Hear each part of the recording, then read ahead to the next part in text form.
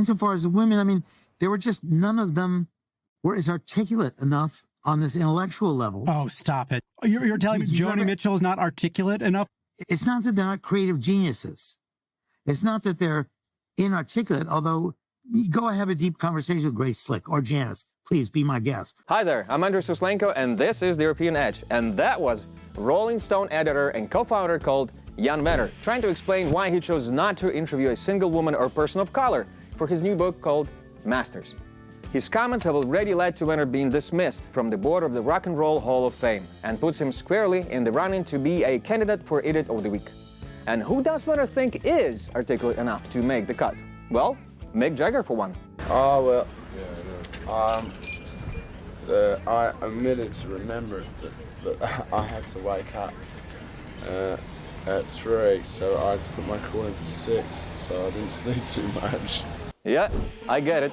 Mick was just drunk, he was tired, and he was emotional. He acted like a mess. Just like our next idiot candidate, Colorado Congresswoman Lauren Boebert. Republican Representative Lauren Boebert of Colorado is apologizing for her behavior at a Denver theater last weekend. It happened at the family-friendly show Beetlejuice. Surveillance video shows Boebert vaping and behaving disruptively with her companion in the theater. They were escorted out. Boebert blamed her actions on her pending divorce. Now, I was not actually aware they had turned Beetlejuice into a musical, so let's check it out. It's showtime. Welcome to a show about death. I'm gonna need some help. So, you've gone to see a show about the death, you're going through a tough divorce, and I can totally see how you'd reach for your e-cigarette with one hand and your neighbor's crotch with the other. But perhaps the most interesting thing about this story is the man she was groping. 46-year-old Quinn Gallagher is a Democrat and the owner of a bar in Aspen, Colorado, known for hosting LGBTQ and drag events. The Congresswoman herself has been a noisy critic of drag shows, and in particular, drag performers in schools. I'll guess it's good to see people can still date across the aisle. Although, most other people at the show would probably have preferred at least one aisle between them. Still, Lauren wasn't the only person to cause a media stir after being ejected. Military officials say they're responding to a, quote, mishap involving an F-35 fighter jet. Officials say the pilot of an F-35 Lightning II ejected from the jet and landed safely, but the search is on now for the missing F-35. They don't know where it is and are asking the public for help. Yep. The U.S. Marine Corps put out a tweet asking anyone in the Charleston area if they happen to have seen a state-of-the-art fighter jet flying around without a pilot. Military personnel have been also spotted stapling posters to trees that read, "Missing light gray combat aircraft, last seen in the sky, answer to the name Flossie." Considering that my phone has a tracker in it, you think they might have come up with a similar technology for a $115 million jet. And if the US has so many F-35s that they can even keep track of, maybe they should consider sending more of them to Ukraine. Now, we turn to the United Kingdom, where the former Prime Minister Liz Truss decided to mark the anniversary of her tanking the British economy by reminding everybody of how she tanked the British economy. If you have forgotten who Liz Truss is, that's because her term as leader of Britain lasted only 44 days. During her term, Liz Truss made one good decision, that is to support Ukraine in its war against Russia. But sadly, all of that followed with the economic, trade union, and social issue policies that very quickly found her running out of the office and publicly compared to a head of lettuce. In her efforts to polish up her reputation, Liz Truss gave a speech to the Institute of Government where she looked back over her disastrous 44-day premiership while continuing to shirk all responsibility for it. It's important to recognise that I wasn't the Chancellor. I wasn't dealing directly with the Bank of England. That was Kwasi Kwarteng. So I probably got less exposure to understanding what exactly was happening. But certainly on the LDIs, there clearly wasn't enough information. So the fact that we were completely blindsided by LDIs, I literally hadn't heard of what an LDI was. An LDI is a liability-driven investment. And I'll be honest, I have no idea what it is either. But then again, me not knowing is not about to crash an entire economy. So for this, Liz, you win a spot on our Idiot of the Week leaderboard. Subscribe to our YouTube channel right here. UK Prime Minister Rishi Sunak has announced that he will be banning the American bully. Nope, not that bully, Donald Trump. This American bully. Branded as a remake of the pit bull terrier. His mouth is as huge as his swagger, bulging muscles, and a stare which says, "Yeah, what? You looking at me?" Are you looking at me? You looking at me? You must be looking at me. There's no one else here. This is a dog that appears to be not only a fan of classic Martin Scorsese film, but also of trying to eat people alive. The XL American Bully is a dog breed with a name that's a bit on the nose, which has now been banned in the UK after too many people got bit on the nose. Or perhaps that's just putting it lightly. So this week began with widespread concern about dangerous dogs and has now had a fatal ending. Today, 52-year-old Ian Price was declared dead after he was attacked by two dogs yesterday afternoon right behind me. And those dogs are believed to be XL bully dogs. And this is not the first fatality. Apparently, there have been 77,000 recorded attacks by this breed in the UK in the past 4 years, including at least 4 recorded child fatalities. Or as Rishi Sunak put it, "These dogs are dangerous. I want to reassure the public that we will take all necessary steps to keep people safe." Well, while in the UK they need to pass laws to keep people safe from being eaten by dogs, in South Korea they're considering laws that will keep dogs safe from being eaten by people. What an irony! The country is currently grappling with the custom of eating hot dogs. Literally. Dog meat is in the spotlight, with activists protesting it at rallies and even the First Lady, Kim Kyung-hee, speaking out against it. Bills by 2 separate lawmakers who are trying to ban the consumption of dog meat have been introduced in the National Assembly. According to the Time magazine, dog meat consumption is a centuries-old practice on the Korean peninsula and has been viewed as a source of stamina on hot summer days, as opposed to the far more normal sources of stamina on hot summer days favored in Western culture, such as energy drinks, iced apple crisp, oat milk, shaken espressos, Aperol spritz, or cocaine. While dog meat is not naturally served in South Korea today, occasionally you can find it on the menu. And you can find it if you're looking for it for important reasons, such as, for example, the internet's eternal search for clickbait. Watch this. Don't take any of this like super personal. I understand there's gonna be people who disagree with what I did. I understand that you're gonna be upset. Oh my God, you ate a dog. Like I understand, okay? And I'm a dog person. I know that's kind of ironic to say right now, but I am. I'm a huge dog person. But you gotta understand, I'm in South Korea, different part of the world, different culture. It is what it is. Yeah, I'm also a dog person, and I'm in a different part of the world, and I have a dog in the studio. So, big question remains, if eating dog meat in South Korea gets banned, what are desperate American TikTok influencers going to do to get attention? Probably this. Once again, as far as that taste goes, man, I can't really describe it. It doesn't taste like pork, doesn't taste like chicken. Only thing I can maybe even kind of think of is if you've ever like accidentally bitten into a chicken bone and you've kind of tasted the gristle before, that's really the only thing I could think of. It really does not have a defined taste. My personal thought here, if you're so desperate for clicks that you would literally eat a dog on camera, you're probably not on the career path you think you are. I'm projecting that we need to win at least 99 games in order to make it to the postseason. We need to score at least 814 runs in order to win those games and allow no more than 645 runs. Here are some other numbers we think you should know. We start with 4. That's the number of women who recently brought charges of sexual assault against comedian, wellness guru, and conspiracy lulu named Russell Brand, which they say occurred between the years of 2006 and 2013. While formal charges have not yet been made, YouTube announced that Mr. Brand will no longer be able to earn ad revenue from his 6.6 million YouTube subscribers. That's a lot. 10 to 11 million. But that's the estimated amount of artillery shells fired at Ukraine by Russia in 2022. 2,000 to 8,000. That's how many taste buds there are on the human tongue, which, coincidentally, is how many of his own taste buds Vladimir Putin recently used to lick the boots of Kim Jong-un in order to get more of those artillery shells. 12. 12, that's the model number of the iPhone, being banned in France for exceeding levels of radiation. France's National Frequency Agency recently tested 141 mobile phones and concluded the iPhone's radio frequency energy was 5.74 watts, which is higher than the EU standard of 4 watts. Hello? Hello? Wrong number.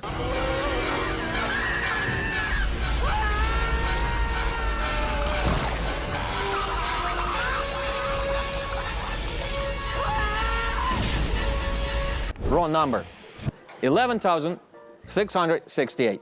That's the number of people who have tested positive for the coronavirus in the UK in the last week.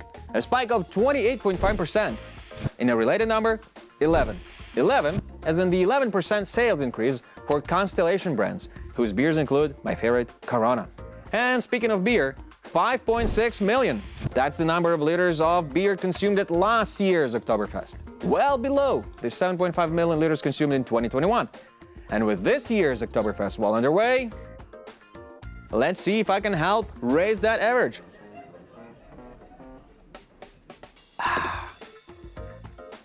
What I do for political journalism.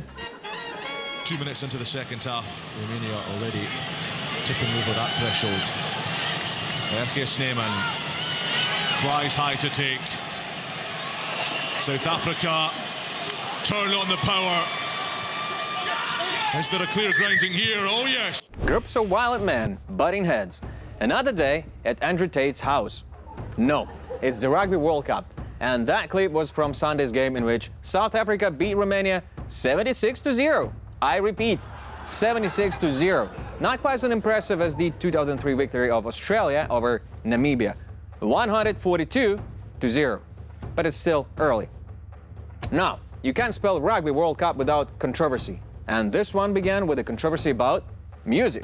Yes, an attempt was made to have choirs of school children sing national anthems before the games.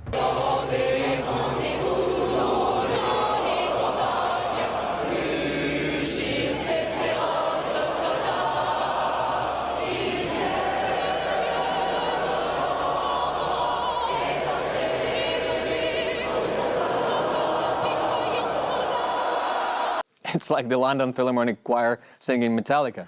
Anyway, pre-recorded versions of the anthem were quickly used, which brings us to the real reason why everyone watches the Rugby World Cup. Head injuries. Yes, fans may enjoy the athletic prowess, the competition, and they may complain about the referees hanging out yellow and red cards. But it's really all about the possibility of grown men running into each other and causing massive head injuries.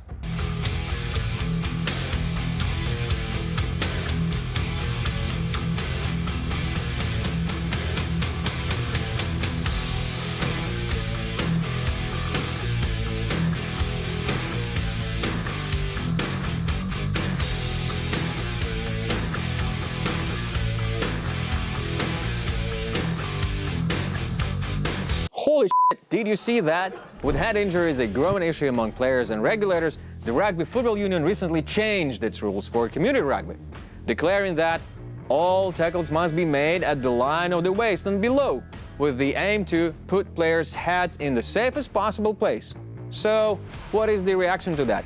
Ask former rugby player and sports commentator Andy Good. I've had so many messages on social media. I've got mates that play at Windsor Rugby Club, Beaconsfield Rugby Club, loads of different clubs around the country who are all messaging me going, this is going to kill the game. Like, who wants to play that game? It's very different to what you watch on TV. Well, I guess rugby play is gonna play. And maybe something more will be done by the time of the next Rugby World Cup, which is played in 2027, assuming there are any conscious players left to do so. And now, it's time for elections. They're like buses, aren't they? You wait ages for one of them, and then 3 show up all at once. Slovakia, Poland, and Argentina are all going to the polls within the next month. And in each case, the results could be a bit crazy. This is Robert Fico, who's already been Prime Minister of Slovakia twice, but was forced out of the office in 2018 when contract killers shot a journalist who was investigating his ties to the mafia. He's very against immigration and LGBTQ rights, and very pro-anything the Kremlin says, even suggesting that Slovakia should use their NATO membership to block Ukraine from joining. So, it's strange that Boris Johnson has been spotted campaigning for him. What? You sure? Okay, sure. Sorry, Boris, you're still Ukraine's friend? That's just a random bleach blonde Slovakian dude looking like a puppy that just shat on the carpet. Meanwhile, not too far away, Poland might end up with a coalition government. which might include some fairly unsavory characters. Far-right party Confederația does not just share a name with the Confederates of the American Civil War, but also quite a few of their ideas, being dead set against Jews, LGBT people, migrants, and Texas. It is possible they also want to bring back slavery. But if you're looking for real flair and chutzpah, we must turn, as always, to South America. Thanks so much for joining us, or for letting us come and interview you here in Buenos Aires. So why do you think, from your perspective, you've become a man with no political background, so popular so quickly in this country? Yeah, we don't have to listen to what Javier Milei has to say. The fact that he is on a Tucker Carlson show should tell you everything you need to know about him. The Argentinian presidential hopeful believes all the usual stuff. The Pope is a communist, climate change is a socialist lie, and we should legalize the sale of body organs. But this is where it gets interesting. ¿Y el sexo tántrico seguís por ahí? Porque te escuché una vez que hablaba del sexo. ¿Practicás? Sí, claro, fui profesor. Yeah, Milei also used to be a tantric sax professor, which at least explains the hairstyle. But amid all the election madness, let's hope he does not apply his tantric ability to f things up for a long time to his presidency of Argentina. They say you can judge a man by the company he keeps. But in the case of the recent summit between Vladimir Putin and Kim Jong-un, it's hard to know who to judge first. Kim Jong-un made his feelings toward Putin clear when Russia's defense minister Sergei Shoigu visited the country in July. Kim, who usually prefers portraits of his favorite person, Kim, made an exemption for his fellow dictator, Mr. Putin, decorating everything with enormous, creepy posters of the Russian leader. But don't let this fool you. According to the pundits, Vlad and Kim are only flirting because of what they can get from each other. Men of interests. Which brings us to the word of the week, which is transactional. The Oxford English Dictionary defines this as relating to the conducting of business, especially buying or selling. It's often used to suggest a relationship which may seem great on the surface, but really comes down to what both parties can get from each other. Trends. Trends. This is a tough syllable. It has jeopardized the career of people including J.K. Rowling and Dave Chappelle, my favorite, but we are not silly enough to try and wade into that choppy waters of gender politics. In this case, trends refers to the greatest fear around Kim and Putin's all-too-cozy relationship. Weapon transfer deals between the two countries. They don't call Kim Rocketman for nothing, and we are not alone in the worrying that this transactional relationship may lead to the death of more innocent people in Ukraine. Sitting snugly in the middle of the word is another word called action. And that's exactly what Kim Jong-un is looking for after meeting with the Kremlin, who could provide him with materials for his missile program. He's probably also looking for food aid and diplomatic support, while Putin is probably just happy to have some action in Moscow, as there are very few world leaders who are still happy to visit him. And last but not least, there's Al, as Al Pacino, Al-Qaeda, and of course, whenever you need weapons, all you need to do is call. This is definitely one power couple that we hope we don't see together again anytime soon. As we have seen from just a few items in today's show, news scandal season is upon us, which is terrible timing, as I've barely even gotten my Halloween decoration set up yet. These days, it seems that almost all our news comes packaged as a scandal, from politics to social issues and the endless he said, she said debate over wokeness and cancel culture. In fact, I will probably get in trouble just for using the term he said, she said, as it is gender insensitive, which, for the record, I'm not. Some of my best friends are genders. So let's take a look at the anatomy of a scandal by picking just one from this week's news. Comedian and actor Russell Brand faces allegations of rape, sexual assault and emotional abuse spanning 7 years at the peak of his fame. The claims against the former husband of US singer Katy Perry emerged from a joint investigation by Britain's The Times and the Sunday Times newspapers, as well as the Channel 4 TV documentary show Dispatches. Well, the dominant scandal this week is, of course, the one thrown around comedian and latter-day conspiracy theorist Russell Brand, who, as we noted earlier in this program, sits accused of multiple sexual assaults. As is often the case with the celebrity scandals, Brand has already seen himself tried in the court of public opinion, resulting in the cancellation of his store and the freezing of all profits from his popular YouTube channels. We have suspended monetization on Russell Brand's channel for violating our creator responsibility policy. If a creator's off-platform behavior harms our users, employees, or ecosystem, we take action to protect the community. And all that with no formal investigation in place. To be clear, if Russell Brand is indeed found guilty of these accusations, then we at the European Edge will be the first to support kicking his ass into prison. What we question is the snowball effects of scandals in general, and how we often throw our deepest principle, like say, the right to a trial and the presumption of innocence, under the bus when a juicy, scandalous story comes up. And the Brand story has it all. Katy Perry, sex scandal, it all works. All the elements needed to distract you from the other news that might also be important. And with scandals, we also can predict the course of how things will proceed, which is maybe why we like them so much. They're cozy, familiar, and weirdly comforting. Take, for example, another familiar element of any scandal, the public denial, a tried and true tactic that has been deployed by many. Starting from Bill Clinton to, was there ever any doubt this guy was pervy British presenter Jimmy Savile? And so, of course, we were not surprised to see Russell Brand say this. These allegations pertain to the time when I was working in the mainstream, when I was in the newspapers all the time, when I was in the movies, and as I've written about extensively in my books, I was very, very promiscuous. Now, during that time of promiscuity, the relationships I had were absolutely always consensual. And so the heated, completely fact-free debate begins in the public sphere. Who's telling the truth? Will charges be brought against Brand?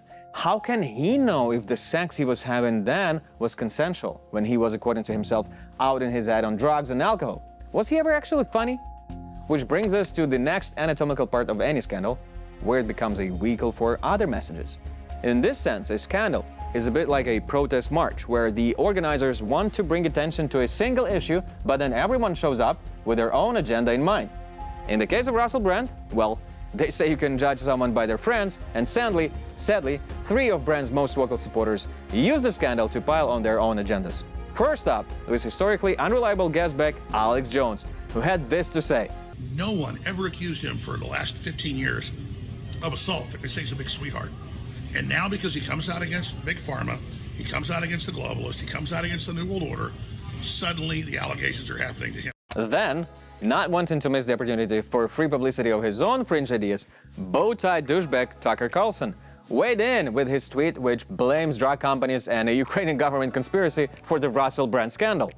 And finally, scraping around the bottom of the barrel, we find Andrew Tate, the British-born kickboxer, who simply tweeted, "Welcome to the club, Russell," which is not exactly a badge of honor when the club you are talking about is Andrew Tate's. A club that currently includes Tate being under house arrest for charges of rape and human trafficking. And so, within less than a week, the Russell Brand scandal has ballooned to include conspiracy theories, celebrity opinions from every side, and rampant speculation online and in the press. And yet, we remain not one legal, factual, or practical step closer to the truth of what actually has happened. Why?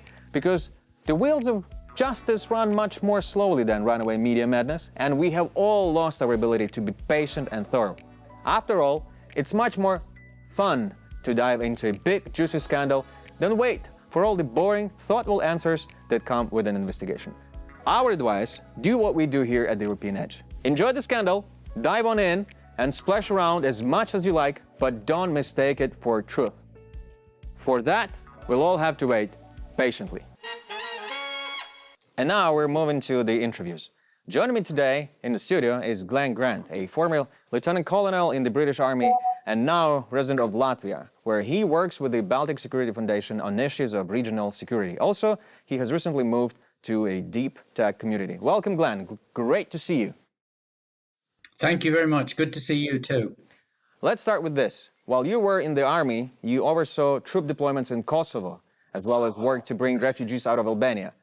Well, how has the region changed since that time? It's good. It's interesting. I mean, both countries are much more dynamic than people realize. And I mean, Kosovo is actually beginning to be one of those thriving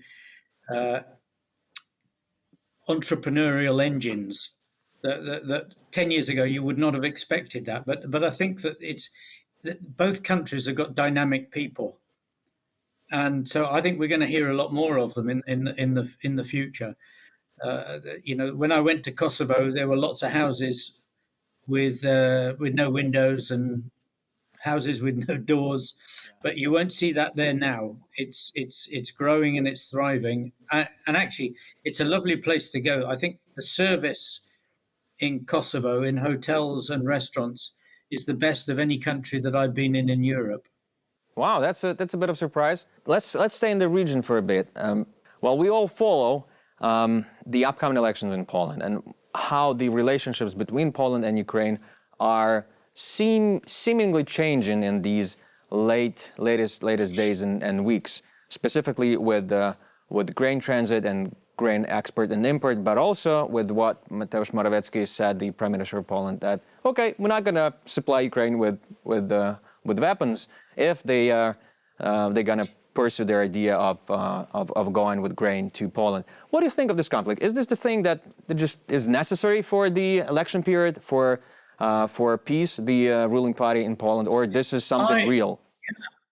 No, I think it's both. It's both. It's necessary for the election period because it's important. If the public in Poland are giving their taxes to Ukraine, then they do want to see that it's appreciated and they're getting something back for it. I mean, they are getting peace and security. We know that, but it's still, Joe Public still wants to see and hear something. There's a second thing to it, which is that the weapons were actually pretty much running out anyway, because Poland's already given a third of its defense forces to Ukraine. And there's a limit to how much more they can give without actually denuding themselves and actually risking their own security should everything go wrong. Because some of the weapons that they expect to get from America are not going to come yet. And I think the last thing is that, this is an agricultural country, Poland. They cannot afford to have the country trashed by cheap grain coming in and undermining all the local rural areas, which are part of the engine of Poland. So basically, everybody is defending their own interest, which is, of course, geopolitically. Which is natural. Let's see how well do you know the ranks, the military ranks. So last week, one of the UK shows has asked chaps to count all, how many military ranks are there, and he couldn't. How many could you name?